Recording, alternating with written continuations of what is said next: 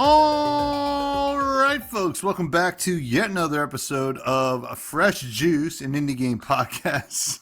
I am one of your hosts, Tommy Fresh, and joined as always, it is.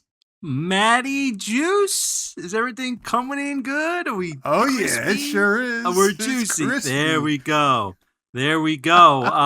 For those that don't know, we always get it right the first try, but today I was too busy with RuneScape up, so our first recording was a little weird. But we caught it early, and it's good to be here. It's good to talk about indie games. But what are we announcing to the folks today, Tommy, about the next, I don't know, 7, 8 episodes? I don't even know. How many? Yeah, we'll see how it goes. Yeah.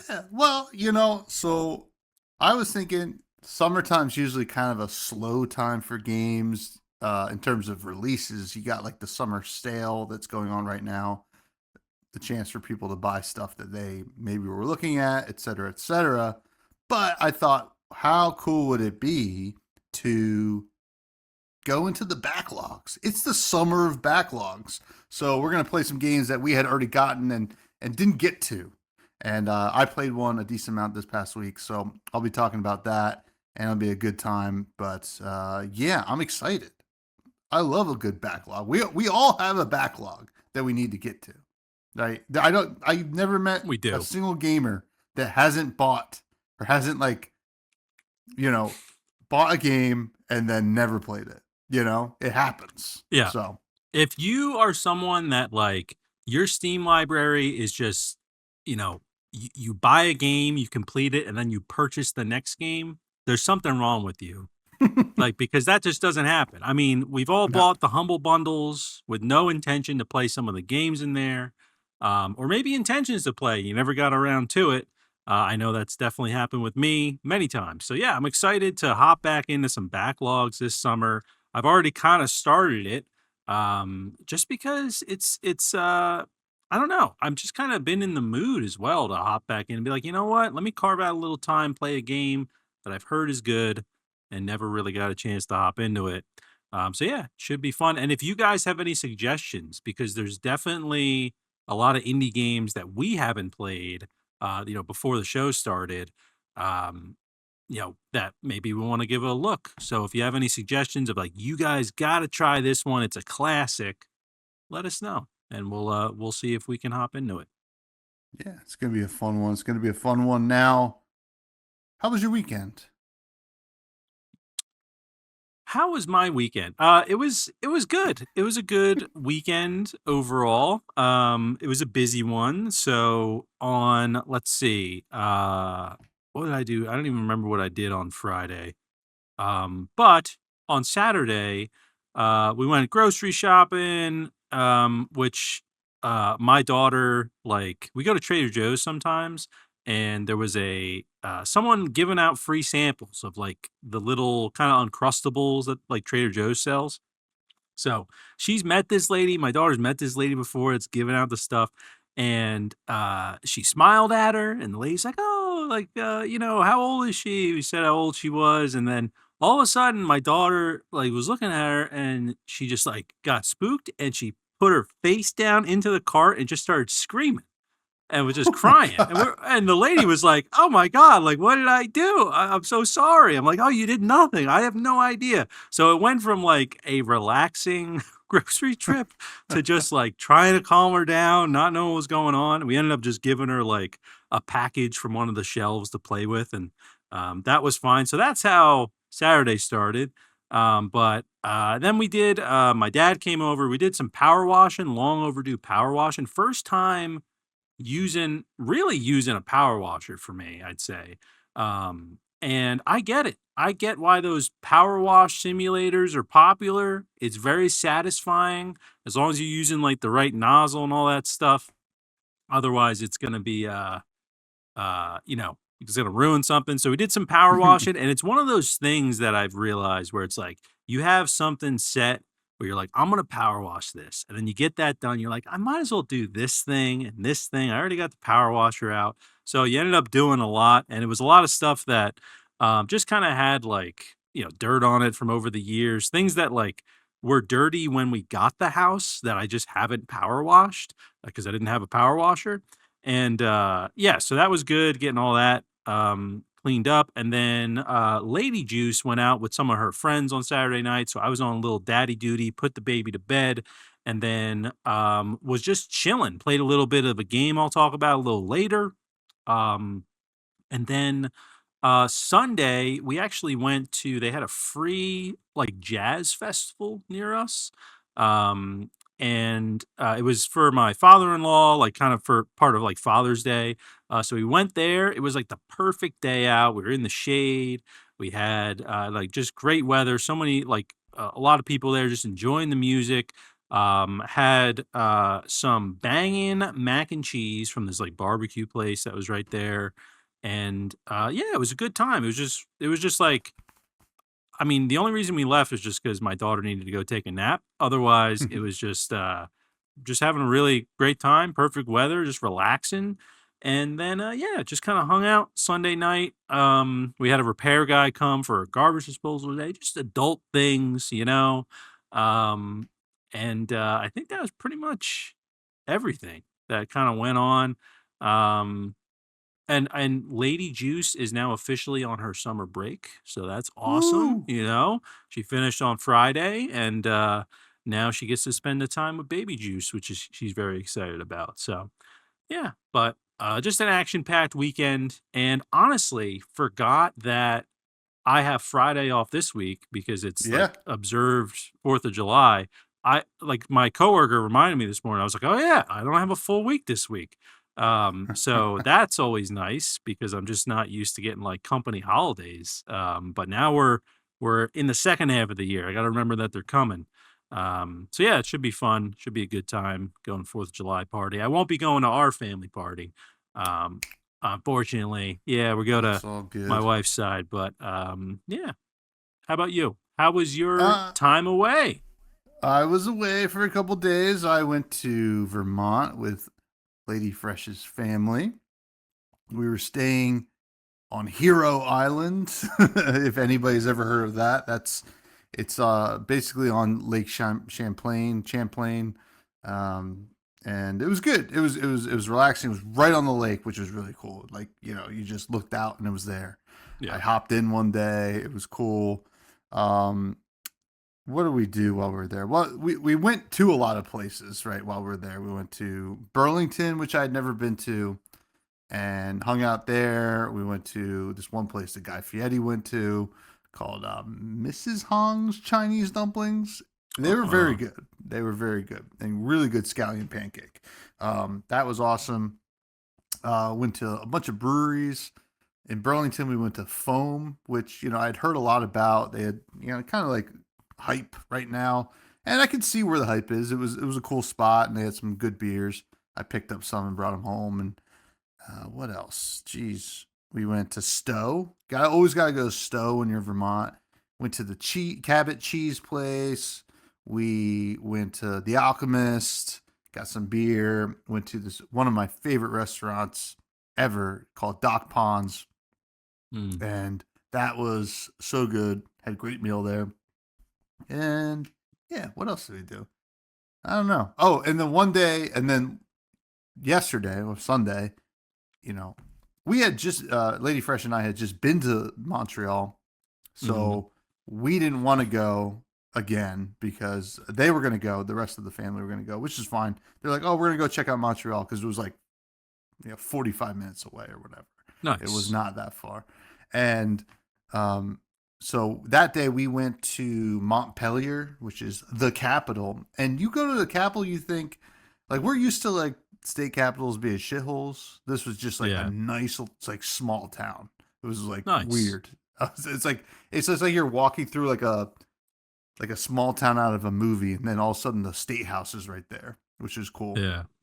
And we went to Bar Hill Gin, which was awesome. And Ah. they made great cocktails. I was talking to the bartender. He was from Central Pennsylvania, and I was like, "Oh, I work for a brewery out there." And he's like, "Which one?" I told him. He was like, "Oh my god!" He like gave us like a little private tour and stuff like that. Got the industry treatment, which was fun. Yeah.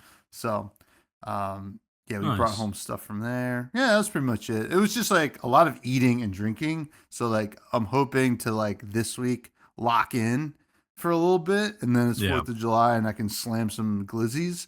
But it's a lock in time right now Yeah. for the 5 days. So tomorrow I get an automatic lock in because I have a doctor's appointment and I'm fasting.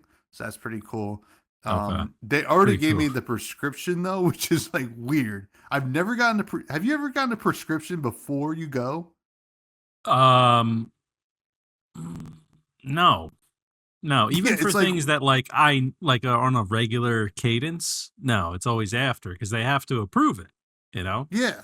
I thought Yeah. that too. And then I looked at it and said, "You have a Discord that you can join for Fresh Juice, the Indie Game Podcast." I And hate I you. was I hate you because I'm like that is so weird. I feel like that's illegal.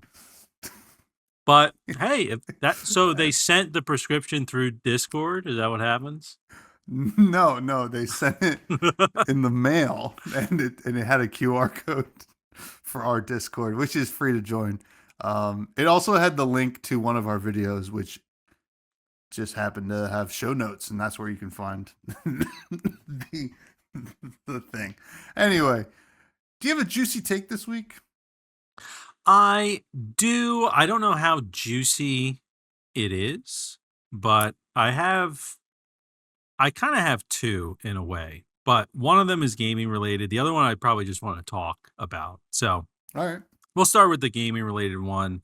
Um, all right. So my juicy take is that roguelites are for casuals and roguelikes are for real hardcore gamers, right? So like this all came from me thinking about meta progression and that Mm-hmm. the idea of meta progression makes a roguelike more of a grind than what it actually is, or sorry, a roguelite. Oh my god, I'm mixing up my Mm-hmm. terms. But basically meta progression being introduced to a roguelike makes it a roguelite, right?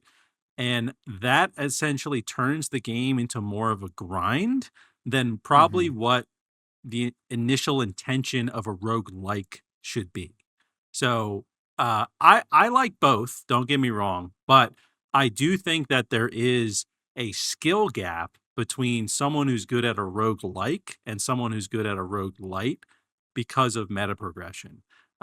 Personally, for me, I like meta progression because I'm not that great at a lot of them. So it's great to still get things unlocked and be able to get a little bit stronger over time. And it does open it up for a lot more people to be interested in that genre. But I do think that it is a crutch and that there is a skill gap between the two. So that's my take. I don't know how it's just a fact almost, but it's kind of I feel like right now those words are kind of interchangeable, which I feel like some people don't understand it. We've talked about it in the show and on the show in the past. So I just think that it essentially waters down what the true intention of a roguelike is because it ends up being more of a grind kind of than kind of focusing run to run. So anyway, that's my take, Tommy. Um, I'm not going to disagree with it, right? Because like as you're saying it, I'm trying to think back at like the more traditional, like non-meta progression games. Like Balatro doesn't really have meta progression. You just have like new jokers you unlock, right? Yeah. And that's endlessly replayable. The game that I'm going to be talking about today is also, like you're just getting new unlocks. There's no meta progression outside of that. I mean, Slay the Spire, same deal, right? So is Hades? I'm trying to remember.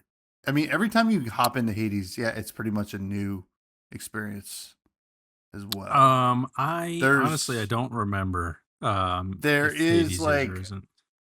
I guess there's like some kind of meta progression with like the relationship story based things happening, but Yeah. I would have to brush up on it. But yeah, I would say you're probably right here. I mean, like It is interesting. I find myself replaying the likes more because you get to a point with the lights that you're like, okay, well, I've unlocked everything and now I can just go through these runs or whatever. Yeah. And it's not as exciting, I would say. So I'm gonna say, and I think challenge is good. So Yeah. and exciting. So I'm gonna say agree There we go.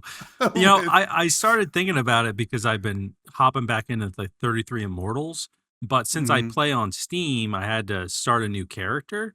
So in my runs, I was like able to tell that I was doing way less damage than someone Oh yeah. else, right? Because they've already unlocked things. And it just got me thinking of like, if I was a really, really good player, then maybe it like like it wouldn't even matter if I was really, really good, basically, right?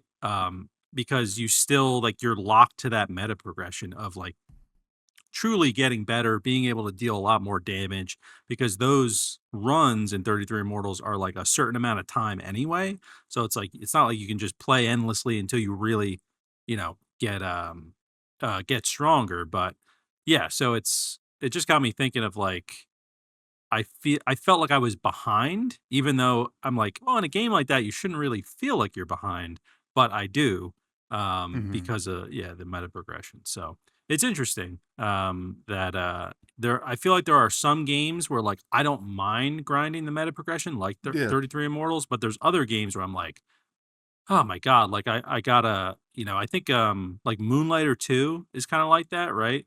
From what I remember, so it's just kind of it seems almost more tedious than anything. Like there can be tedious grinds, there can be fun grinds, and I think sometimes meta progression can be more on the tedious side. So yeah, but there we go. Um, you want to hear my Yeah. non-gaming take? Oh, sorry. Go ahead. Yeah. I just wanted to, I just, when you kind of said like when it becomes a grind, also you kind of lose that kind of magic of like it clicking, the game clicking for Yeah, people. And like, I think that that's like a huge moment that you don't really get in a lot of other kinds of games, right? yeah, Like, that's just how it goes. But continue. yeah. No, definitely. My other take is, dude, soccer sucks. All right, it just Yeah. sucks. Okay, whatever. People like the World Cup and all that, but I'm just like I'm seeing so many people that they never talk about soccer. They don't care, and all they're coming out of the woodworks, and they're like, "Dude, soccer, man! Like this game is crazy." And I'm like, I don't care, like I do. Anyway, I know there's probably people listening to the show. I know I am probably severely outnumbered. But at work, they've started doing this like World Cup thing. Oh, wear your favorite jersey and all that. I'm like, no. And, I get it. I get that soccer is the number one sport in the world. But I think Yes. it's like that for a reason because all you need is a ball. So like Yeah. everyone can do it. It's not like you got to buy a bunch of equipment, all that sort of stuff. It's barrier for entry is so low that naturally more people will be interested in it, right? So and be able to play it. So that's one thing is that I'm like that's why it's not because it's such a great sport, right? Yeah. In my opinion. Yeah. Because I can't deal with I kind of have 3 points here. One is that two is I think that um the I lost my train of thought there. But all right, I'll skip the point three. Point three was imagine the Savannah Bananas, banana ball, but for Yes. soccer could probably get me more interested in soccer because my issue with it is Sure. the games are long and they end 1-0, 2-1, things like that, where it's just like I get that baseball can be boring, but every moment something could happen to change the score, right? Yeah. In soccer, that's not really happening. It's a little bit more of a slow burn, and I think if there was could be I don't know there could be another type of league for soccer where every player gets the ability to use their arms once in a game for anything. You could hit another player, you could hit the ball, like I don't know something to spice it up a little bit for me. Um, and what was the other thing? Oh yeah, the other thing too is that I don't think it's the greatest sport in the world or whatever because they can't even decide on a name for it. The whole world argues of what it's called, and it's like all the other sports got their names figured out. What other sport argues about the name? I don't know. So anyway, I that's all I wanted to say. I know it has nothing to do with gaming, but with all the World Well, Cup kind stuff, of. It's a game. yeah. Oh, true, true. But it's got to the point today where I Googled when does the World Cup end so that I know when people can stop talking about it. And it's whatever. Like it's a sport. You obviously need to be talented to play it. But from a watcher's perspective, Oh, I don't get how yeah. people get into it. It's like people that watch NASCAR. I'm like, how are you that interested in the first 150 laps? Like I don't know. Anyway, I was ranting to Lady Juice about it and she was just kind of nodding, but I'm just like, I don't get it. hmm I just don't get it. I would rather cricket be this big than I mean, it's I number mean two, but cricket's you number know, 2, yeah, but I'd rather people care this much about the cricket stuff than the soccer yeah. stuff or give me curling, anything. So anyway, that's just no issues with people that like soccer. I just really don't understand it. So I've Yeah. tried to. I've tried to watch the World Cup in previous years. I've tried to just watch regular soccer outside the World Cup, and I just can't get into it. So there we So, go. first of all, Lady Fresh has heard this same rant from me Okay. like multiple times, and I have some added aggravation with the World Cup being in the States and interrupting my workflow up in North Jersey. It's just been a nightmare. But like it, I'll say like I played some soccer as a kid. It is fun to play. You're running around and you're kicking a ball. I get it, right? Like I understand why people would get into playing it, right? And why a lot of people play it into their adult life, right? It's like it's not too like if you're already into running or whatever, if you don't mind running, like you don't have to worry about anything like kind of hurting and stuff like that. It can be a very good exercise and fun activity that's competitive as well. But my issue with soccer has always been that the strategic depth is just it's so one note to me, right? Like when you're watching it. Like I'm Yeah. not sitting there and I'm like, oh wow, they're doing this. I mean, like I guess they have some formations and stuff like that. Like I'll sit there and watch, like if it's on the TV at the bar or whatever. But like I'm not really invested. And you're just Yeah. like you look away for 2 seconds, and then the one goal of the game happens, Yeah. right? Yep. And you're just like, all right, well, Australia is going to beat so and so 1-0, and that is like it. Like I think that hockey fixes a lot of the issues that soccer has, makes it a smaller area, and it's way like faster paced. There's fighting. Yeah. It's on ice skates. That's pretty cool. So like you're watching. You're like I couldn't do any of this. Like I'm watching soccer, and I know I couldn't play at their level, but it's just it's just too big. I think it's just too big, Yeah. And it and also, all the pitches, there's no regulation for the size of the pitches. You could play in a stadium one day that's super wide and another one that's not. I'm like, how is that yeah, allowed? How is that? How? Like, I know in baseball there can be different yeah, fields, right? But the bases are always the same difference apart. It's not like one field, they got bases 105 feet apart, and the other one's 90. Like, yeah. it's I just don't like know. I feel It's like that changes soccer so much, like the size of the field. Like what you're saying, like, yeah, if it was a lot smaller, it Yeah, would if be it a was lot like more in like a intense. little arena, like arena Yeah. soccer, probably would be like a lot of fun. Like, Yeah. but yeah, this is. I mean, so also just to also, in fairness, say we didn't grow up with soccer, so like it's hard for us to watch it anyway.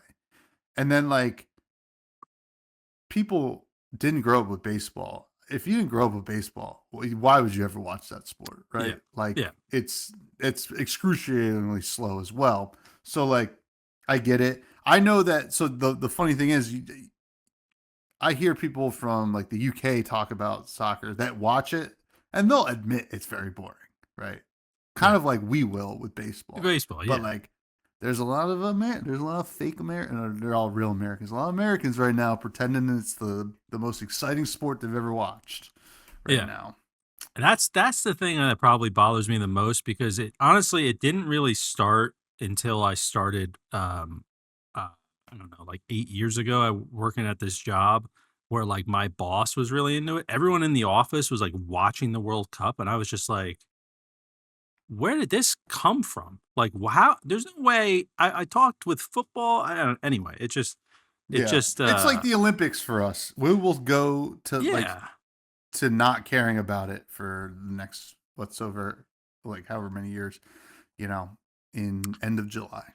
Yeah. So I don't even really care that much about the Olympics. It's just something I'll put on. I'm like, "Oh, all right, that's cool." But like, I don't know. yeah, There's I'm exactly. just it's just I think I am just like, how is soccer other than what I mentioned before, but like there's gotta we can't agree as a planet on a better sport that's like I don't know. I'd rather have any other sport be like the one that 4 billion people watch. Mm. Anyway, whatever. It could be cheerleading. Whatever. But I know there's probably people listening that are like, what does this have to do with indie games? Well, Well, we'd like to talk to you about Rocket League. Rocket Rocket. League. We are now a Rocket League podcast. Um, did you see that one clip where like the car hit it into the goal? Oh, dude, that That was was crazy. crazy. Anyway, it's coming from a guy who plays Baltro. Like, you so like what was it last week? I said that I'm off Instagram and TikTok, hmm and it's been great. It's actually been amazing, and I got my like screen time report yesterday. Yeah. It's like, oh, you have been on your phone 78% less than the previous week. And I looked at my screen time and it was like a little bit here, text messages, a little bit here, blue sky. And then the rest of it was Baltro. So I'm like, that's fun. Yeah. Hey, there you go. That's it's contained, Baltro. Yeah, yeah, Yeah. yeah, it is. But cool. Hey, we got some notable releases. Yeah, we do. First, Mistfall Hunter. This one kind of looked cool to me. Yeah, I saw a lot of people playing this during the Next Fest. Actually, it's kind of from what I understand, it's like a Souls-like extraction game. Um, PvP and co-op comes out July 29th. What did you like about this one in particular? I just so I've always liked the idea of an extraction shooter. Yeah, Sorry, I just saw that one clip of the half naked woman. I almost said, yeah. It was "Well, like that in what? particular." No, That's what I like. That was no, it no. right there. Um, Yeah, the no. Great Like I Fairy always like Fountain. the idea of an extraction shooter, but I'm more into fantasy. So this kind of being an option, I was like, "Oh, this," and it like looks really cool. Like I really like Yeah. the character designs in this, and like some of these enemies look so sick. So like, I don't know if I'll play it, but it's kind of one that I'm going to keep my eye on. And if like any of our friends play, it might be something I'd be willing to, try out. So, and if it's like got good reviews, because people like these extraction shooters for a reason, and people like fantasy for a reason. So, like, why wouldn't this be a banger? I guess. Yeah, no, I'm with you. It's honestly this has been a game that I've like had my eye on for a bit just because it kind of popped up in my feed since I like Souls stuff. And the only thing that like would take me away from wanting to try this game is if there was only like there's no way to avoid the PvP. That's the thing. Because like I've done PvP in like Souls games and stuff and like it's fine, but there's also, people figure out the metas, they spam things, they group up on you. It can definitely get frustrating. So I would really like to play this if it was just like a PvE co-op experience, right? Where like we're going to go in and like it's going to be really hard We're gonna try to Hmm. try to extract out of here. But I guess that's like, I don't know if that defeats the purpose of like an extraction shooter, because you don't have like the threat um of other people. I think what would make, and again, I haven't played this, but what would make this okay for me, since it has PvP, is like if the PvE was really hard. So it's like Hmm. you need to team up maybe with other people to like deal with things, right? Like those are the bigger threat than actual people. I've played some games that are like that, like Arc Raiders is kind of like that, where it's the AI enemies are just really difficult, so you kind of need to work together. But then once they're dead, it's like, what's gonna happen? But yeah, it looks really cool. I think I love the aesthetic. Obviously, I just hope that it's kind of something that sticks, right? Because I feel Yeah. like this could be a game where if people stop playing it, it won't be that, maybe unless the PvE experience is really good, but it won't be that populated. It'll be hard to find matches, all that kind of stuff. So um yeah, seems cool. Cool that Yeah. you're interested in Seems. this too. So maybe Yeah. I we'll, mean, yeah, try might to be play. something we're gonna have to try. I don't know. Yeah. I mean, it just looks cool. Yeah. Like there's nothing about like Arc Raiders that makes me want to play it, even if I know people really love it and it seems to be fun. Yeah. There's just nothing about like the shooter kind of like thing. I just don't play those games anymore. So like Yeah. this, I'm always Souls like curious anyway, right? Like I played Elden Ring, I enjoyed it. I'm willing to mess around with games that have those elements to them. So like seeing this, I'm like, oh, it's like I scratch a little bit of the Souls like itch. Maybe I kind of get into the extraction thing. I could see myself having a good time. So yeah, Yeah. that's why Yeah. I put it on there. Yeah. For sure. For sure. And then Um one other big I do one. think, Oh, sorry, there's just there should be another tag. I see extraction shooter here. This is not a shooter. There needs to be yeah. just an extraction tag or something like that.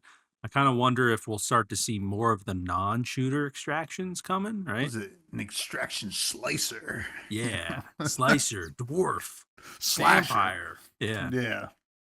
Uh, the next game that's coming out this week that's worth noting is Moss, the Forgotten Relic. This game also looks pretty sick, to be honest. This Yeah. one is. You want to talk about this one a little bit? Yeah, sure. So I saw a bit of this because Jester had like a campaign for it as well. But it is kind of, it's an adventure game, third person adventure game where you're playing as a little mouse, kind of going through these like storybook themed levels. It's got magic and myths and things like that. And yeah, it just seems, I mean, I love the aesthetic in this game. I view it as like, oh, I'm like Stuart Little on a little journey here. Um, and I think that yes, there is another Moss, and there's also Moss Book Two. So what this is this is the first two games combined, kind of, at Oh, least from what it okay. says, and then it's been enhanced. So I've seen Moss like before, but this is, I mean, this looks really great. I think it's a little bit of an older game, Moss, but um, uh, I know people seem to love it. I don't think there's like co-op or anything. I think it's just single player. Yeah. So, yeah, it's cool. I guess it comes out July 16th. I'm not sure what they're going to be charging for it, but there is a demo. And I did see a good amount of people playing this during Next Fest. So, looks cool. Like a cool third person kind of adventure game. Always kind of into these sort of things. And honestly, nowadays, I really think of like, oh, would my daughter like this one day? Should I like add it to the wish list just in case it goes on a deep sale or something? I'll pick it up for her. But yeah, what are you thinking about this one? Yeah, I think it looks really nice, right? Like I don't know if I'll play it, but it's like I mean, I don't have a daughter, but I'm like, will my wife want to play something like this? Will it be, something that she vibes with? She played another mouse game. What the heck was that one called? Winterboro. And Oh yeah, so I was like, oh, maybe she just plays mouse games now. hey, Um, so yeah, I don't know. Looks kind of cool. You should make actually funny enough, you should make a category or like a file with every game you think that your daughter might want to play one day.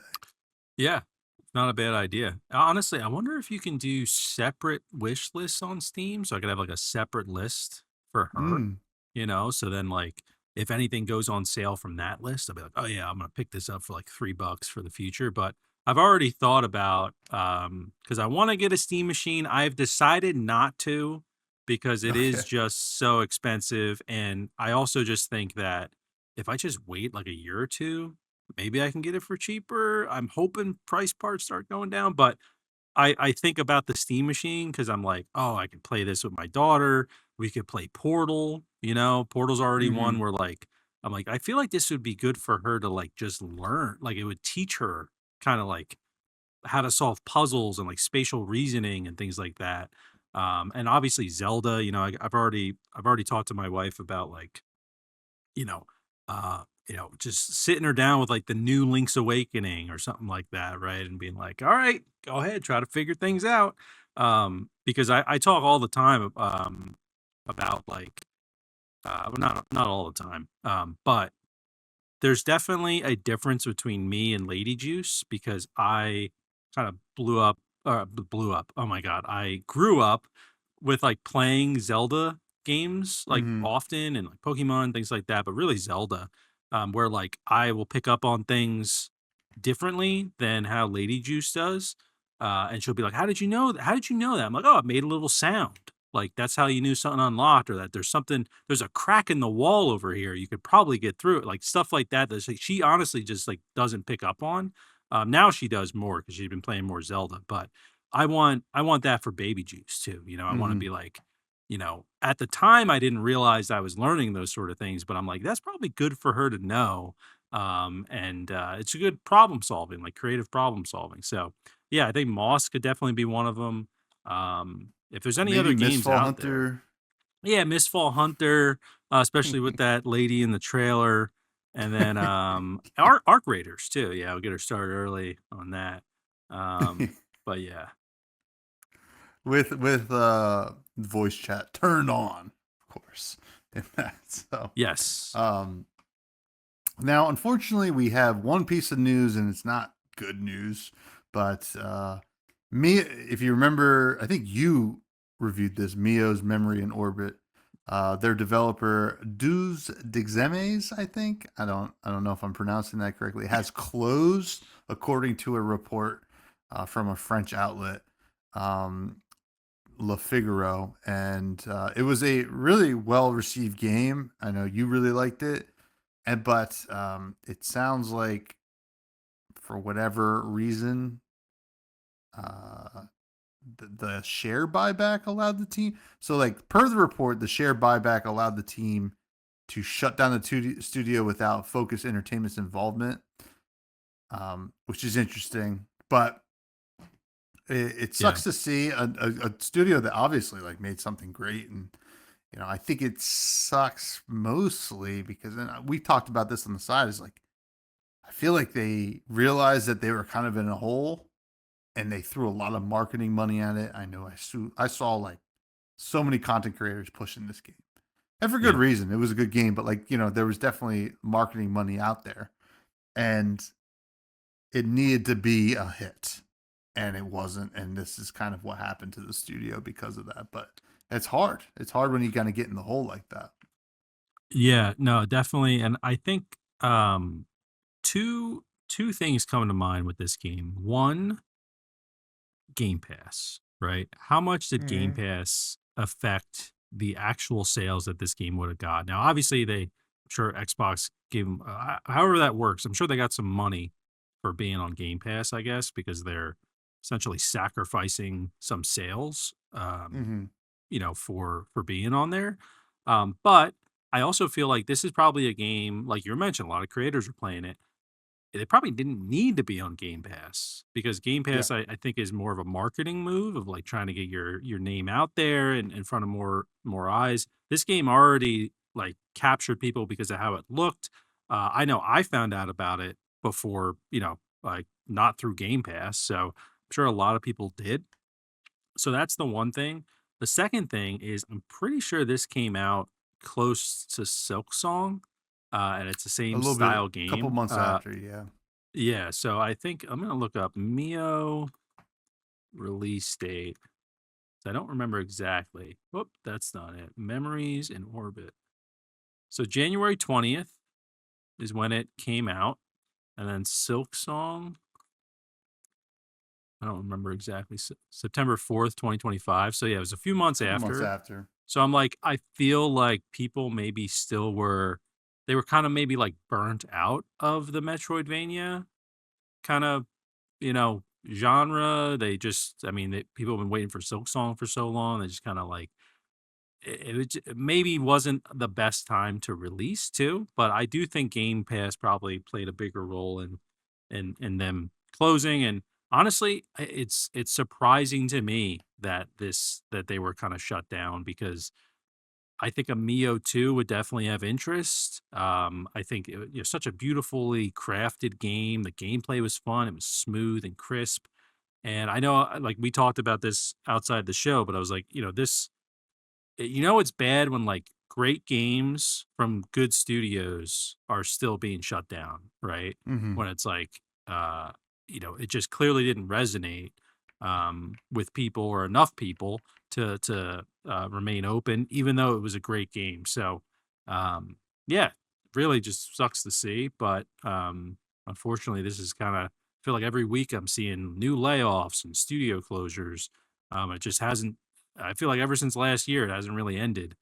Just kind of keeps happening. So I know Bungie I just feel made a like bunch of even longer than layoffs. that. Yeah. Yeah, like half the studio, I think, got laid off. So it's pretty wild. But hopefully those people can find some new roles somewhere else and still contribute in a impactful way. Because I mean, just the art alone for this game was like amazing, hand drawn, and yeah, sucks to see. So, um, hopefully they land on their feet. Yeah, yeah, it's tough, but I feel like this is a good example of like getting out of scope on your project, right? Yeah, And it sucks because you could still nail the landing, but like you maybe it took too much resources or too many resources to do it. So sucks, yeah, but hopefully they all land on their feet yeah, and we see some kind of resurgence there. So, but we're back to the summer of backlogs, baby. yeah. What are you talking about? What have you been playing, Tommy, in your So backlog? when we talked about this when it came out in early access, I think it was just over a month ago. It came out in early access, but I picked it up right away because I was like, "This looks really cool." I don't know if I have time to play it right now, but I hope to play it at some point. And it's early access, and maybe I'll just wait till 1.0. And then kind of had this idea with backlogs. I was like, "Oh, maybe I'll play this now." And this is Enter the Chronosphere. This is a turn-based action roguelike game. Like roguelike game. So let's talk about what this game is. So first of all, you hop into these little spheres. I think they're called chronospheres. Basically, they're kind of like evil like orbs that are basically like eating the universe, and like you're on this ship with three other characters, and you got to go to these chronospheres and like defeat them and stuff like that. Basically, you go in the top and you kind of slowly work your way down to the bottom of the chronosphere. There are floors in a in like any kind of roguelike kind of thing that you got going on here. So like each one you have a bunch of enemies to defeat, and chests to get for items and gear and weapons, etc., and like upgrades for your weapons. So how does the gameplay work? Well, if you look at it, you'd be like, is this just like a bullet hell? No, it kind of is, except it's turn based. So you're like, well, how does that work? So Yeah, that's what I'm every wondering. so this is a system that I don't know if Arco was the first game to do it, but this I played it in Arco for the first time. And Arco was more of a story-based game. And honestly, they took that kind of system, that game system, and I made it so fun in the roguelike form. So basically, every turn you can do something. It's like kind of like live action turns. So it's not like, oh, I do something. It's not like Pokemon where I do something, you do something. Yeah. Everything's happening, but like at the end of your like quote unquote turn, time freezes. So you get a moment to react. Like if there's a bullet Mm. flying at you, so like a turn takes like 1 second or something like that, maybe 2 seconds. And if there's a bullet coming, while you do something on a turn, the bullet's coming towards you for that amount of time. And then time will stop and you'll see the bullet coming at you. And you'll be like, okay, now on my turn, I'm going to face the other way and do a dodge roll. So Interesting.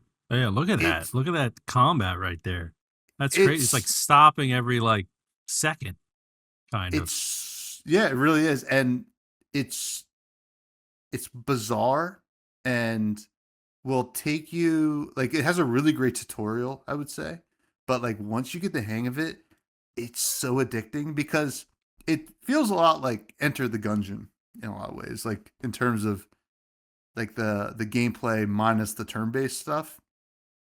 But sometimes Enter the Gungeon, especially as we get older, the reactions aren't that great, right? You're just like, I'm not as good at those like quick reaction games as Yeah, yeah. normal. This is more for people who want to think about and plan their tactical kind of actions. And I found this gameplay to be so addicting. I've been playing it nonstop on the Steam Deck, on desktop as well. It's really cool. There's so many different items. There's so many different weapons to unlock, and the early access. What do you call it? The timeline, right? Yeah. They're Roadmap. gonna add some, yeah, roadmap. They're gonna add some really cool stuff. Actually, let me bring that up. I have it in Discord here, but so far I've been enjoying the gameplay quite a bit. Like there's a lot here for an early access game. It's very polished. They're doing hot fixes all the time.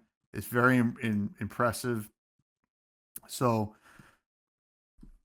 the cool thing is you go back to your hub. The hub's not really much except for like there's some story elements here where you're talking to the different characters, and then you have these missions that you're kind of given. So like it's just stuff for you to do on your runs, right? So Hmm. like one will be like, oh, with Marcia, I think that's the main character, the first character's name. It's like for Marsha, Marcia, Marsha, Marcia, Marsha. Marcia, Marcia, George Glass. Um, I don't remember George Glass goes to our school, but uh, so like Marcia, I think it's Marcia. Is it Marcia? Yes, Marcia. Yeah, So Marsha. Yeah. um, like for example, a mission for Marcia is like discover 30 new weapons with Marcia, and then you'll get to unlock these new weapons or this new gear or whatever. So like you're just unlocking stuff while you're going through and playing these runs, which is really cool. You got 3 playable characters. You start out with Marcia, and then there's this big bear guy, and then there's like this lizard lady that you can unlock as well. Mm. Let me bring up the thing here. Oh yeah. Boom.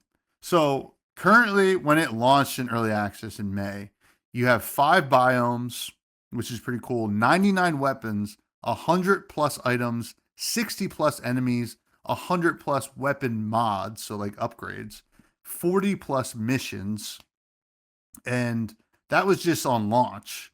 They already um, updated new threats for every biomes, and then there's rarer biomes that you can show up.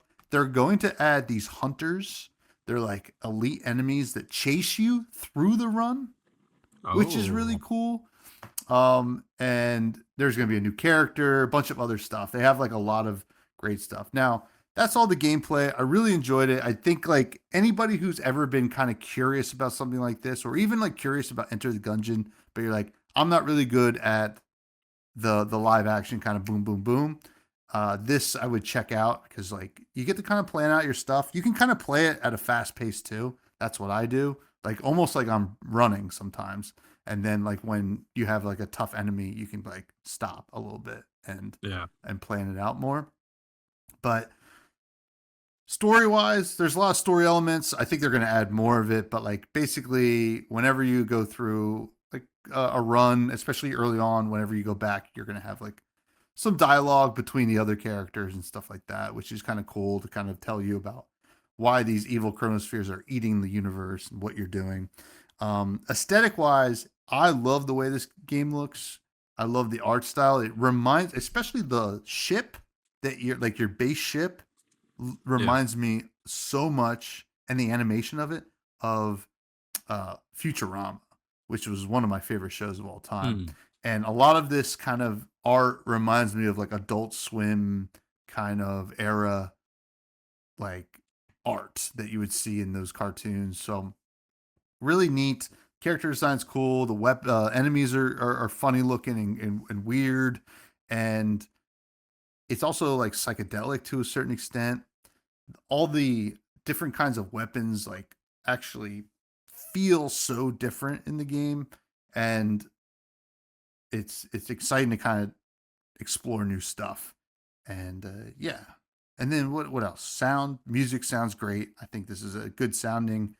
I'm in the Discord. I was looking at, they have like a dev section, and then you can kind of see the composers in there kind of posting what he's updating and stuff like that, which is Oh cool yeah. as well. And the bullet sounds, or sometimes you get, even like there's like shurikens that you can get, and like melee weapons you can find Oh, are cool. really cool as well. So yeah, overall, I mean, I think this game, once it hits 1.0, I mean, even now I think it's very worth it. But like this is kind of like not like I'm almost willing to say it might be the perfect roguelike, right? Oh. Yeah. Okay. I'm glad you brought up roguelikes versus roguelites earlier, because I Yeah. think this has all of that kind of exciting things about a good roguelike. It's like, all right, I got to get good at this game, find good weapons, boom, boom, boom, know what good weapons are what, and then like also know how to use, because there's like a skill thing, like basically like your grenades or whatever, but there's a bunch of different weird ones that you can find. Yeah. And yeah, there's just like so many cool mechanics here. You have like two weapons, right? Two weapon slots, and when you're doing your action, you can shoot the weapon, or you can like do a quick draw where you press like L trigger. This is while I was playing with a controller. You press L trigger, you aim it, and you do a special like move with the weapon that you don't have active, and it switches to Oh, that interesting. weapon. Oh yeah, it's so It's cool. kind It's hard to of like Moonlighter does something like that, I think, where like your secondary weapon, there's like a yes. special kind of thing you can do with it when it's not out. But Yep, yeah, exactly. that's cool. Exactly. Um so yeah, I think everybody should try this game. I think it's awesome. I think I want to see this like kind of get to 1.0, because I didn't really know what to expect, because I really liked the kind of game mechanic from Arco, and I was like, I wonder how this will play. And then it took like, I don't know, maybe 5 minutes for me to get used to like messing around with a game like this again. And once I was in, I was like, oh yeah, can't wait to play more. I'm gonna play more tonight, Yeah. probably. Do you play with controller or Yeah. mouse keyboard? Okay. Yeah, I play with Nice. controller. I'm Nice. sure mouse keyboard's probably pretty good because of the aiming and stuff like that. But I found that Yeah. the controller worked very well. So Yeah, I gotta anyway, say, enter the like, Chronosphere. yeah, 20% off too right now. So there you Mm-hmm. go. Um it I, I love like the art style. I get like Futurama vibes from it. Probably just because of like the whole aesthetic of like flying ship somewhere or whatever. And then also like the just the way the art kind of looks, other than when it's in the cutscenes, like that doesn't look like Yeah, Futurama, but just like right now. And I love the UI as well. Like I think it's so refreshing to see a game try something different. just in terms of like obviously like the style of it, but also where they put things. And I don't know, just like looking at it, I'm like, I kind of was like analyzing it. I'm like, all right, what is that for? Oh, I'm figuring out that's obviously that's the gun, but it like lights up when you're shooting, or if there's like an ammo bar. And then on the left side, there's like, I guess these like little abilities you have, things you can do. It's got the floor up in the top right. And then, yeah, I think the gameplay is so interesting because it's everything is like based on your movement, right? So time only moves when you move. That's Hmm. essentially how it works, right? So, yeah, I mean, this looks awesome to me. I might end up picking it up. I just got to figure out if I have time to hop into Yeah. it because I'm doing some other backlog stuff. But this is really cool. I mean, it's definitely going on the wish list. Um, and I think it just looks so smooth as well, like especially with like aiming and like navigating and like I mean they have the little slime thing behind some of the dialogue pop-ups. Like I'm surprised this isn't at 1.0 already. Like what would you say, other than like them adding more content, is there anything in the game where you're like, oh, this is like they need to polish this a little bit more? That's why it's not 1.0. Like any mechanics or like things you've encountered that have been a little buggy, anything like that, where where you're like, oh, this is why it's not 1.0, or has it not felt like that? I think that they're definitely working on the um it seems to me like the plan here is to definitely update like a full story. You know, there's that. Like the story feels very kind of bare bones at this point, right? Hmm. But like they kind of got a lot of the mechanics here. I think there's a lot of polishing for actual weapons that like it seems like from what I've read is that like they're always updating um like actual bugs within like weapons and like abilities and stuff like that because some combinations of things just were hard to like, spot without like a bunch of people playing the game and trying out stuff, right? So it Yeah, seems like a lot of that because other than that, I just like if they told me this was not early access, I would have believed them. The only thing is like, oh, I hope there's more content.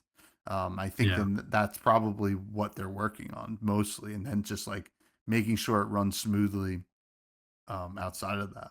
That's my best guess because I think definitely there could be some Steam Deck optimization. Like it worked well on the Steam Deck, but I wouldn't say it was like perfect or anything like that. There was yeah, definitely some buggy moments, but yeah. yeah, I I saw think that it was like playable on Steam Deck, so I'm sure that yeah, they're working on it. it Yeah, was this is like all this is very cool.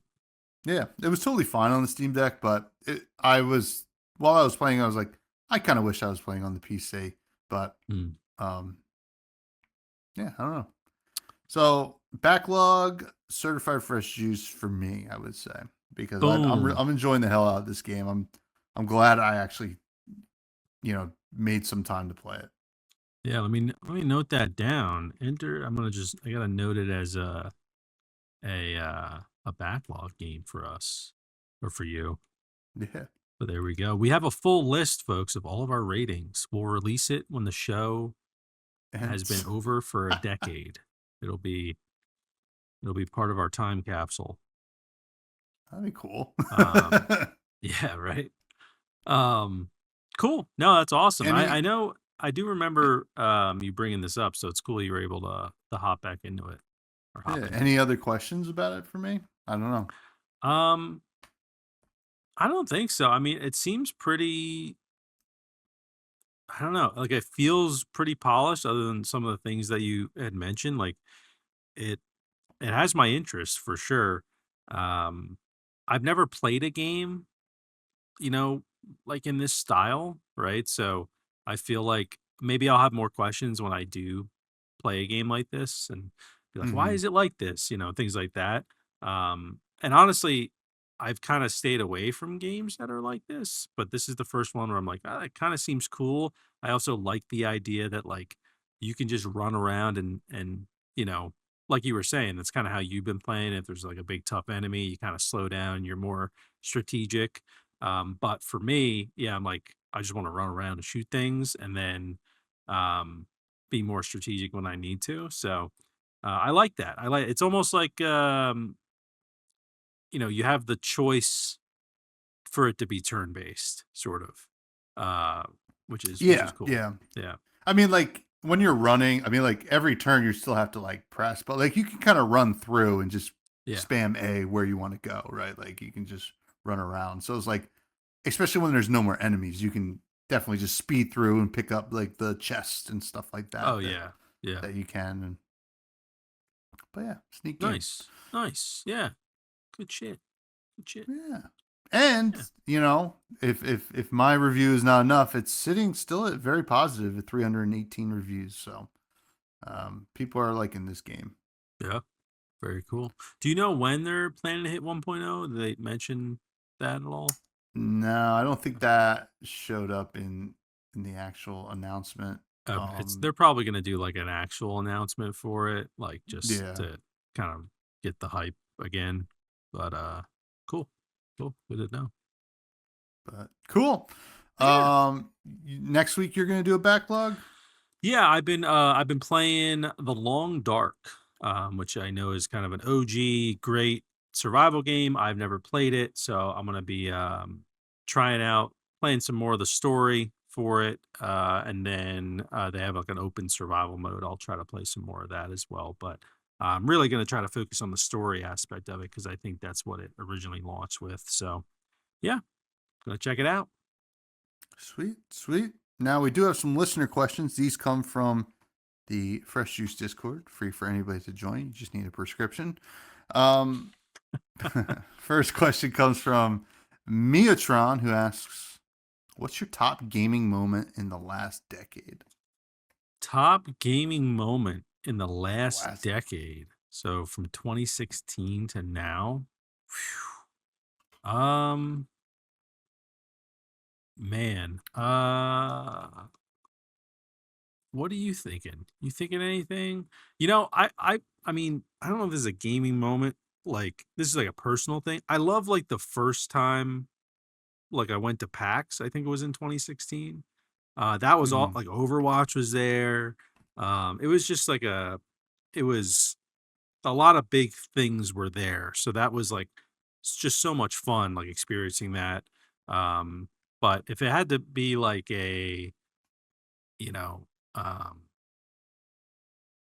something that kind of like the whole gaming industry kind of cared about, that's a tough one. I don't know. Do you have anything in mind? I have to think about it I'm for a sec. I'm thinking of a moment in a game, Okay, right? that works too. Yeah. I don't know if that's the question, but I'm thinking of when you walk out and see Hyrule in Breath of the Wild. Okay. Yeah. Yeah. You're like, whoa. Yeah. Like Yeah. as somebody who has like played Ocarina of Time like religiously, and to see that game like that, and you're just like, wow, this is crazy. Oh yeah. Um, but like also like if it's kind of a moment rather than like a specific moment in a game, like waking up. I mean, like it sucks. It was during COVID, but like waking up every day, texting everybody like, "What are your turnip prices in Yeah. Animal Crossing?" Yeah. Like That that was was good. like fun. That was like, Yeah. yeah. I was I was So I was taking pictures of my Animal Crossing turnip price and sending it to people or yeah, like yeah, yeah. sending what I had in my shop, like Mm-hmm. it was just it was great. And even like Elden Ring came out then too. Yeah. Like I remember being in Discord with like, 6 or 7 of the boys and like we're all screen sharing like us playing Elden Ring. Like that was awesome. I don't know if that'll like happen again. As for like an announcement thing, something I always think of was it's The Last of Us Part 2 got announced. No one really saw it coming. And I Mm. remember the trailer where it's just kind of it was I think it was still I don't know if it was still E3, but like people were in attendance and like it just kind of showed like I don't know, just kind of like an apocalyptic sort of like forest sort of thing, and people were just, it was all quiet, and then it like panned backwards, and on one of the trees was like a carving from like the fireflies from the first game, and people just started Mhm. losing their shit. Like I love moments like that where like it's truly a surprise for people when these things happen, and I love when a trailer doesn't just outright say like, um, I think when they released or they did the trailer for the next God of War, they showed like Santa Monica Studios logo, I think, in the beginning. So people were kind of like, oh, this is God of War. I like when it's like no one knows. It's just like, let's just start the trailer and people got to figure out what this game is. Like, those are some of my favorite gaming moments when um, it's like you're trying to figure out. That's why I like watching Summer Game Fest and stuff, because I like trying to figure out what the games are. I kind of wish it was just like back to back trailers, right? And like no one was talking in between, spoiling anything. Like just show me the trailers. So I think of that one all the time because it was just something I was like, holy shit! Like I did not expect them to do another game, and ended up being one of my favorite games of all time. So that was a lot of fun. But yeah, a lot of different gaming moments. You know, it's tough to choose, but great question though, Miotron. What about January 2018 E3? Okay. Elder Well, Scrolls 6 was announced. it's still not out. Yeah. That's a good one. You know what I saw? I saw that just speaking of that, like with GTA 5 and 6, like the time that, has been in between those games, Yeah. like Destiny has lived and died in between the releases of Grand Theft Auto, which is crazy to think about. Hmm. Um, but yeah, that's ES6. That's the other thing is like that was a moment in gaming. People were excited about Elder Scrolls 6, but now it's just soured. Like, don't announce Yeah. things too early. What are you doing? Yeah. Even if it's just a title, like don't just keep it secret. Keep it Yeah. safe, Keep it safe. It's a Yeah. secret. It's a safe. Thanks for the question, Miatron. Our carp asks, do you prefer lakes or oceans? I think in general, probably lakes. I think the ocean's more interesting if we're talking about like marine life and all that stuff. I like that. But in terms of like if I had to vacation, I'd love to go to like Vermont or Maine and be near a lake, or like Montana or something like that. I'm not a beach person, so I don't care that much about the ocean. Although I do like the benefit of the sea air when you're there. I like Mhm. that's just smells nice and all that stuff feels good. But yeah, I'd probably lean more towards the lake as long as it's not like a disgusting lake. It's like a nice scenic lake. Yeah. So what about you? I think in theory, ocean, right? Like I like marine kind of vibes. I would love to be a seafarer, like a lobster fisherman. I just want to have a pipe and Yeah, the like a sweater. knit Yeah. sweater, which I own those, and I'm like, that's me. I live like over an hour from the beach. Um, but like in practice, I do love a lake. I like being near the lake this weekend. I loved hopping in the lake. It felt just so good, and it was a beautiful lake too. And you Nice. know, it was a Yeah. good time.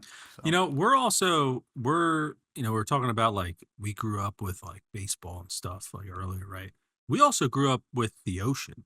There's people yeah, that yeah. like, they see the Oh, it ocean like never. once in their life. Yeah, So, that's I always got to remember that as like I should go to the boardwalk more often because, yeah. some people don't even get the chance to check out the ocean. So, there you go. Yeah. Good Nice, question. nice question, our carp. Next question comes from K Moore.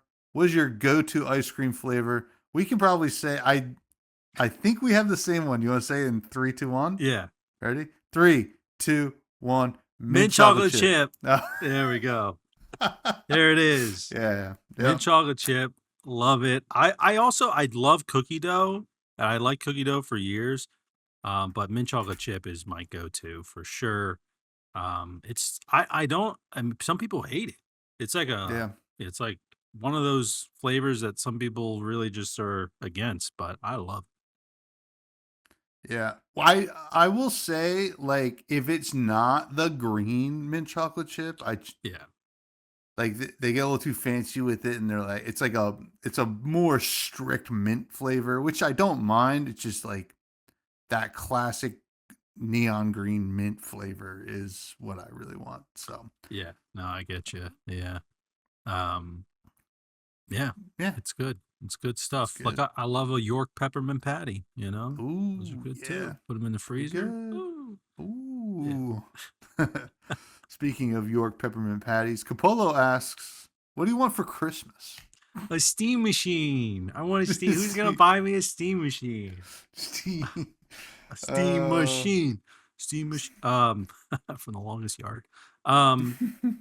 Uh. What do I want for Christmas? I don't know. I don't even ask for anything it's for not even Christmas. July. I Yeah, know. Christmas in July. There you go. I don't know. I always tell my wife not to get me anything. Um, because like honestly, most of the I just buy stuff for myself when I want it, Like I'm like, oh, I saved up for this, let me buy it. Like I don't like wait for Christmas or anything. I hope I get stuff. So um honestly, I'm always gonna say yes to like some more like sweatpants or socks, nowadays. I don't know. Just like getting some new clothes basically. I'm like, yeah, that's cool. Um, but I don't know. What do you I don't most of the stuff that I get for myself is like I don't want someone to buy it because I'm like, this is like a few yeah. $100s. Like I'll just save up for it. Um, so I don't know. What about you? Well, Got anything? Santa doesn't buy anything; he makes them. Santa You've makes never it. seen he's at Micro Center. He's picking up He's the PC making the parts. steam machine. Um, I don't know. A Christopher Ward Sealander, What the the hell is white that? What is that? dial. A jet ski? What? It's a watch Oh, is it okay? that I can't afford, so All right. that's why I want I want somebody to buy it. But yeah, for if Santa's listening, Christopher Ward Sealander, the white dial with the black, and then like a nice orange, you know, hand Oh that's going yeah. around. Ooh, Nice. it's Yeah, you like sexy. that? You're like you're a analog watch guy. You like Yes, yeah, yes. yeah, I'm yeah. big. I mean, like I don't mind like a nice Casio digital watch, like a nice little $30 beater or Hmm. whatever. But yeah, no. I Yeah. got my Hamilton field khaki on right now. This Nice. is my first mechanical. Like I've had Oh, automatic like winding watches. This is mechanical. I got to wind this every morning or every wow. 2 mornings. And How it's uh how do you know when it's wound enough? Does it tell you? you'll feel it. Oh, okay.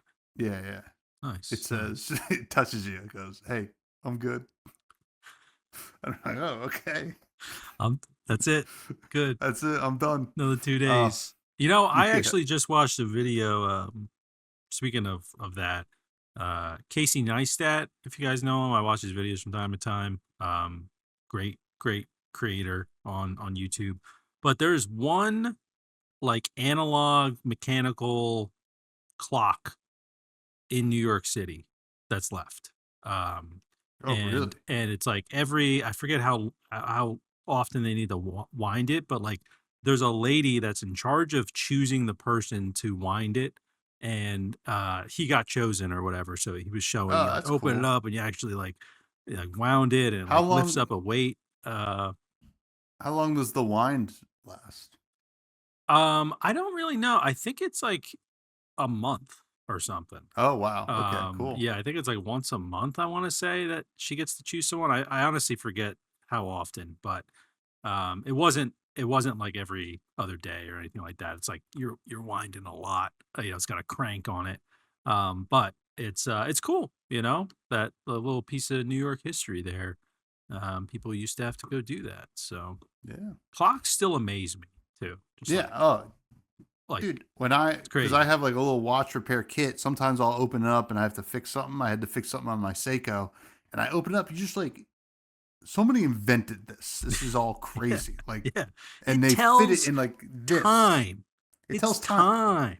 time. Like, And only lose it like good ones lose less than a second a day. So oh my it's like God. almost perfect. Yeah, that's So crazy. Props to the anyway, watchmakers. amen. Let's go to the rec room where we recommend something that is not an indie game and then say goodbye. Yeah.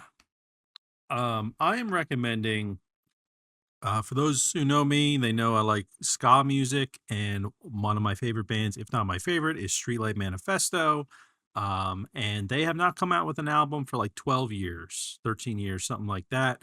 They've been kind of saying that they're like, hey, we're gonna stop doing shows so we can work on the album, and then they do more shows, and then they cancel shows because they need to work on the album, and it's just a mess. They're one of the people that they should just drop albums, but because they already kind of announced this and they've been so late with coming out with a new album, they released half of the album. Hmm. I think the actual album is called The Place Behind the Stars, but this one is called Halfway to the Place Behind the Stars. And there's 5 songs. They're pretty long. They can be like 7 or 8 minute songs. And they're all the halfway version, it says. So I don't even know if it's the final version, but they're actually on Spotify and Apple Music and all that sort of stuff. They released a few of the, like 2 or 3 of these songs before, but they were only on YouTube. And if you had YouTube Music, you could have listened to it easily, like we talked about last episode. But great, really been enjoying listening to new music from them. One thing I've always loved about Streetlight is their lyrics. I think they write really fantastic lyrics. They can sometimes be hard to hear because of the music, but they usually release like an acoustic version of their songs, which I imagine they'll do after this full album's out. And then you start to get to hear some more of the lyrics, and I don't know, just I like listening to it. It's been composed very well. It's just fun ska punk kind of music, and yeah, just want to give a shout out to them because I finally got some new music, and God knows I've been listening to those 5 songs over and over. But yeah, just really well put together. You got your horn section. It just I love the flow of their song, especially like an 8 minute song. I never really feel like, wow, I've been listening to this for 8 minutes, because it just they kind of do all these turns and different rhythms, things like that throughout the entire song. I'm not very musical with my vocabulary, but uh it's uh it's been great. So I'm just gonna give a shout out to Streetlight. They got half the songs out. Now give me the other half and give me that whole album, please. But yeah, shout out to them. Halfway to the Place Behind the Stars. Check it out on streaming services. Oh, Sweet. yeah. Sounds good. Maybe I'll check that out. Maybe I'll check that out on YouTube Maybe. Music. It's on there. There you go. Yeah. um, I'm recommending a book. Actually, my wife bought this book for me over the weekend, and I started reading it. This is Thrilling Tales of Modern Men by Danny McBride. Yes, Danny McBride of Eastbound and Down and Pineapple Express and Righteous Gemstones, etc. Wrote a book and basically wrote like a collection of short stories. Basically, kind of wrote more. It seems like wrote more of his like classic characters, like Kenny Powers and what's the Jesse Gemstone? Is he Jesse Gemstone in? Yeah, I believe he is. Yeah, yeah. Yep. And like wrote like these were definitely like on the cutting room floor for other shows or other projects for him, and then he kind of just took them and just wrote them as short stories. I just finished the first story. I think there's like 5 or so stories in the book, and I think the first one was so good and makes it worth the book alone. I was sitting there just chuckling. You just like once you read it in his voice, you're like, oh my god, this is just so funny, and been really liking it, and it was cool to see him kind of do something like this because it's fun. So yeah, I've always been a big Danny McBride fan, so it's cool to get him in more different mediums. Hell yeah. And there is an audiobook, I just looked it up, of this that he does. So Nice. Yeah, along with some other people, it says. So I am definitely interested in this because I'm not a huge book reader, but maybe I'll listen to the audiobook. But I do love Danny McBride. And I'll be honest, Danny McBride was someone that like grew on me because I feel Hmm. like I only saw him in snippets of things, right? Like Tropic Yeah. Thunder and what was the other one you just said? Pineapple Pineapple Express. Express, things like that. And then as I started to actually watch his shows, like Eastbound and Down, and things where you're seeing him all the time, I'm like, I'm dying laughing. Like Yeah. he's so funny, and yeah, I feel like if you're looking on the surface level, you're like, oh, these are stupid jokes, but then like Yeah. when you Yeah. see everything like together, it's you're like, wow, they made something just it makes me feel like I'm watching something from like when I was growing up, like Yeah. a type of movie like that, or a And show he like that. and he writes these characters, and in this, I think like this collection of short stories is more of that. These characters that are like idiots, right? They're just like you would just like on this like you said, like on the surface you'd be like this guy's Yeah, just like annoying and like an idiot or whatever. But in like when you get down to the meat of it, you're like, oh, this is a very insecure person, yeah, very vulnerable in a lot of ways, like trying to prove something, and like you end up kind of rooting for them in a way, like where you really initially wouldn't have, right? You'd be like, this, what are you doing, man? Like this is like stop being an asshole, like, but and then you just kind of like feel for them, yeah. and he writes in like side characters too that help that really well in the book. So, yeah, thrilling tales of modern men. Love it, love it. Love it. Well, another episode in the books. Backlog summer of backlogs is in full effect. I've been Tommy Fresh.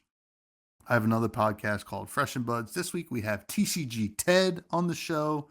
We're excited for the new set. TCG Ted is also developing a kind of his own PVE experience for Flesh and Blood. I got to play it at the last tournament I went to, and it was very, very cool. So we're going to talk about that this week. And then if you didn't catch last week's episode, people are really enjoying it. The Threaded Wren was on, great cosplayer, and kind of talked about the new set as well that got announced and or teased. It was only teased. We didn't get a full announcement. So Oh. very interesting. You can find me on Blue Sky at Fresh Buds Pod, and you can find us on all socials at Fresh Juice Pod. People, where can people find you, Matt? Find me at Matty Gorm, GORM, on all the socials. I haven't been posting too much, but I have some stuff I want to hop back into that's even related to the backlog stuff. So if you kind of want to get additional thoughts outside of our episodes when I do my backlog games, check out my YouTube, Matty Gorm. Folks, it's juice time.